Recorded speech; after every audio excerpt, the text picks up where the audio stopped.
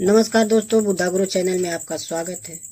दोस्तों, आज कौवा और सांप की कहानी सुनाता हूँ, जिसको अंत तक आप सुनते हैं तो इस कहानी से आपको बहुत कुछ सीखने को मिलेगा।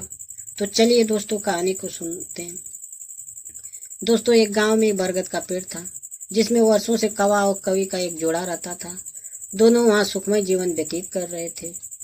दिन भर भोजन की तलाश में वह बाहर रहते और शाम ढलने पर घोंसले में लौटकर आराम करते। एक दिन एक काला सांप भटकते हुए उस बरगद के पेड़ के पास आ गया। पेड़ के तने में एक बड़ा खोल देख वह वहीं निवास करने लगा।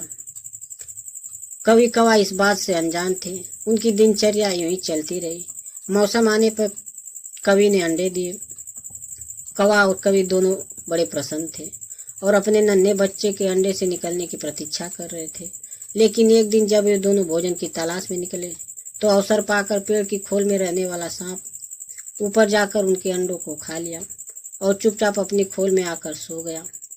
कौवा कौवी ने लौटकर जब अंडों को घोंसले में नहीं पाया तो बहुत दुखी हुए।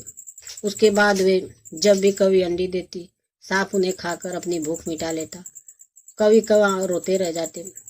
मौसम आने पर कौवी ने फिर से अंडे दिए, लेकिन इस बार वे सतर्क थे। वे जानना चाहते थे आखिर उनके अंडे कहाँ गायब हो जाते हैं। योजना अनुसार एक दिन वे रोज की तरह घोंसले से बाहर निकले और दूर जाकर पेड़ के पास छुपकर अपने घोंसले की निगरानी करने लगे। कौवा कौवी को बाहर गया देख काला सांप पेड़ की खोल से निकला और घोंसले में जाकर अंडों को खा गया। आंखों के सामने अपने बच्चों को मरते देख कौवा कौवी इस तरह तड़प गए। वे सांप का सामना नहीं कर सकते थे। वे उसकी तुलना में कमजोर थे, इसलिए उन्होंने अपने वर्षों पुराने निवास को छोड़कर अन्य स्थान जाने का निर्णय किया। जाने से पूर्व वे अपने मित्र गीदड़ से अंतिम बार भेंट करने पहुंचे। गीदड़ को पूरा वृत्तांत सुनाया। जब वे विदा लेने लगे तो गीदड़ बोला, मित्रों, इस तरह भयभीत होकर अपना वर्षों पुराना निवास छोड़ना उचित नहीं है। समस्या सामने है तो उसका कोई न कोई हल अवश्य होगा। कौवा बोला, मित्र, हम कर भी क्या सकते हैं। उस दुष्ट सांप के शक्ति के सामने हम कमजोर हैं। हम उसका मुकाबला नहीं कर सकते। अब कहीं और जाने के अलावा हमारे पास कोई चारा नहीं है। हम हर समय अपने बच्चों को मरते हुए नहीं देख सकते। गीदड़ कुछ सोचते हुए बोला, वहाँ बुद्धि का प्रयोग करना चाहिए। यह कर उसने सांप से छुटकारा पाने की योजना कौवा कौवी को बताई।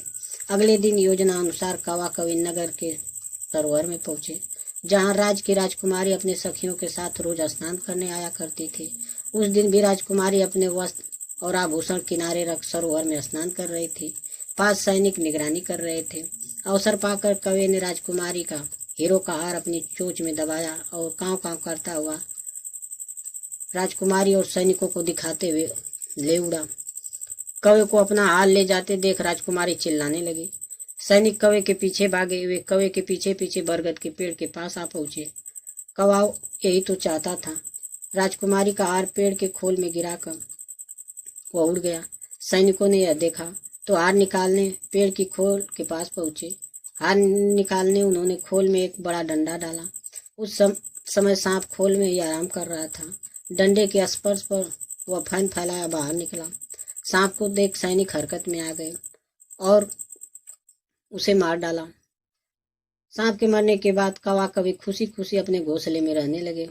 उस वर्ष जब कौवी ने अंडे दिए तो वे सुरक्षित रहे। दोस्तों, हमें इस कहानी से ये सीख मिलती है कि जहाँ शारीरिक बल काम ना आए, वहाँ बुद्धि से काम लेना चाहिए। बुद्धि से बड़ा काम किया जा सकता है और किसी भी संकट का हल निकाला जा सकता है। दोस्तों, आज की यह कहानी अगर आपको पसंद आई हो तो लाइक और सब्सक्राइब कीजिए। इसी तरह कहानियों के साथ जल्द मिलेंगे। तब तक के लिए जय हिंद।